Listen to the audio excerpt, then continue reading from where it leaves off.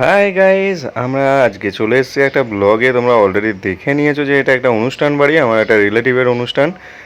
তো এখানে একটা ফুচকা স্টল ছিল। প্রায় দীর্ঘ 4.5 বছর পর আমি কোনো অনুষ্ঠান বাড়িতে মানে নেমন্তন্ন পেলাম। মানে অনেক নেমন্তন্ন পাই কিন্তু যেতে পারি না, কিন্তু এটা যেতে পেরেছি। তো ফুচকা হচ্ছিল, তো ফুচকাতে দাঁড়িয়ে বললাম ভালো করে মাখো, টক জল দাও, একটু নুনটা বেশি দিও। আমি একটু নুন বেশি খেয়ে ফেলি মাঝে মধ্যে। এই মটর টটর দিয়ে কাকা মেখে দিল। আমি বললাম 10 টাকা কটা কাকা? কাকা তো হাসছিল, কারণ অভ্যাসের দাস মানুষ। এখানে যে বিনা পয়সায় পাওয়া যাবে সেটা নয়, একটাই খেয়েছি, বেশি কিছু খাই না আমি। আর তারপর আমার ভাই বলল আর পারবে না ভিডিও করতে, তো আমাকে এবার ছেড়ে দিতেই হলো। তারপর ঘরে গিয়ে বসলাম। ঘরে এরা, আমি জানি না কেন এসি রুমটা নিয়েছিল। এসি তো চালায়নি, খুব গরম লাগছিল। মানে অন্যদের যদিও গরম লাগছিল না, আমার তো খুব গরম লাগছিল। এবার কেন সেটা তো আপনারা বুঝতেই পারেন ভিডিওটা দেখে।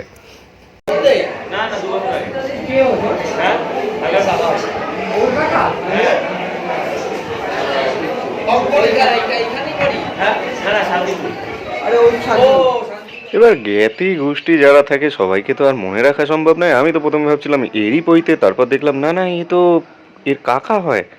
এবার এ যদি কাকা হয়, এ পরে ক্লাস 10-এ, তো আমার ভাইয়ের পৈতে হচ্ছে, এ তো তাহলে আমারও কাকা। হ্যাঁ, জটিল ব্যাপার, ছেড়ে দিন, এইসব বোঝার দরকার নেই।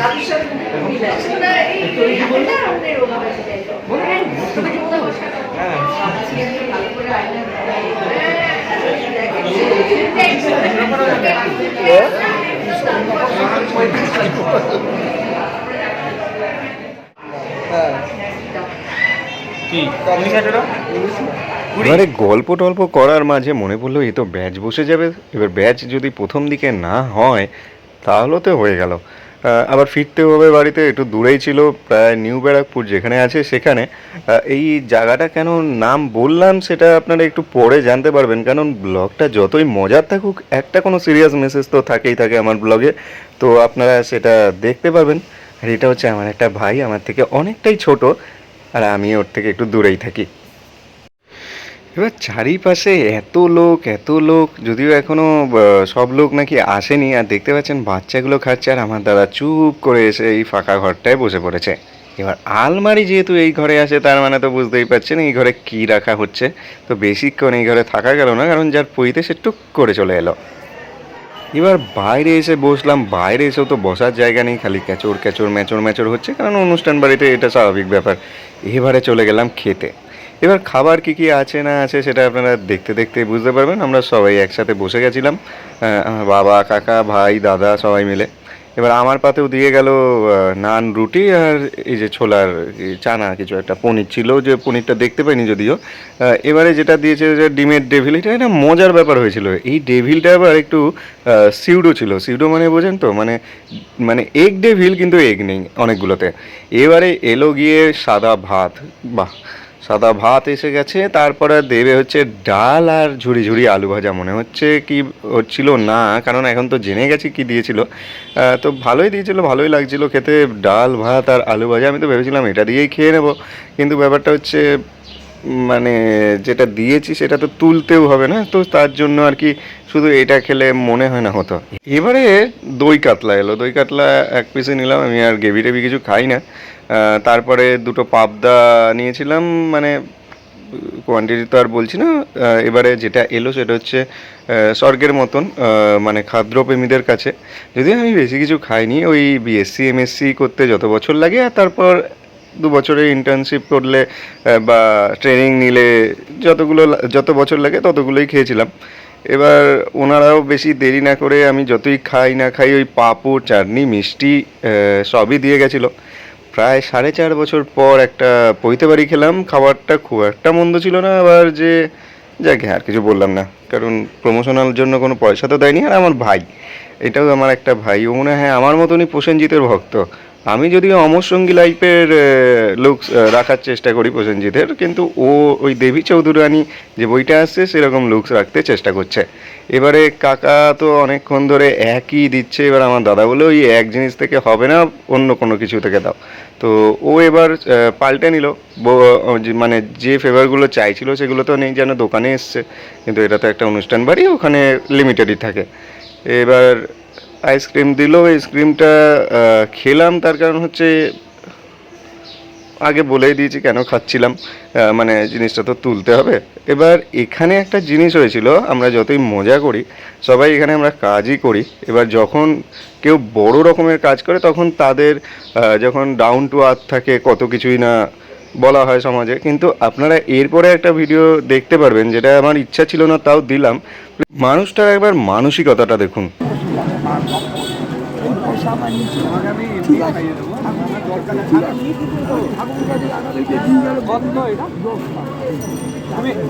আচ্ছা তুমি 10 টাকা নাও, এটা আমি তোমাকে দিব।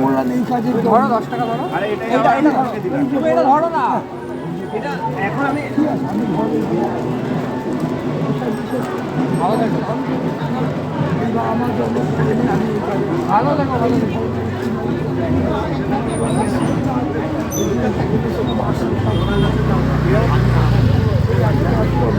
আমার এটা দরকার লাগে, ঠিক আছে এমনি আমি এই যে বড়া নিয়ে কাজে জল পরে নিয়ে ভরিয়ে এই নিচে নিয়ে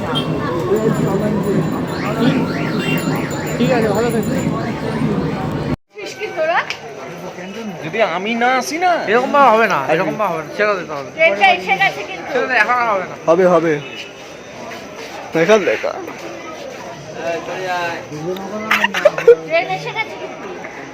দেখছে তো দেখছে না।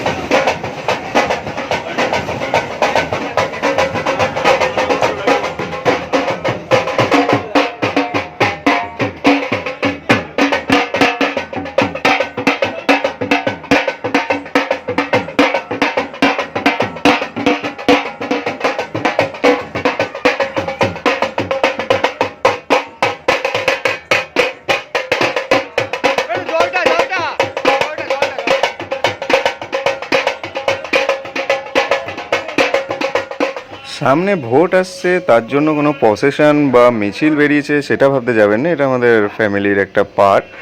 তো সবাই মিলে আমরা ফিরছিলাম, তো অর্ধেক রাস্তা পুরোটাই মানে ফুটপাতের পুরো রাস্তাটাই আপনাদের অকুপাই হয়ে গেছিলো। কিন্তু সবার সামনে মানে আমাদের এখানে নেতারা সবার সামনে থাকে, কিন্তু আমি এমন নেতা যে সবার পেছনেই থাকি। যাকে আমার ব্লগে তো আবার আমাকে না দেখালে আমার নিজেরই ব্লগটা দেখতে ভালো লাগে না, তো এটা একটা মজাই ছিল। তো তোমাদের যদি এরকম ব্লগ ভালো লাগে তাহলে প্লিজ যেটা করা সেটা করো, মানে শেয়ার করো।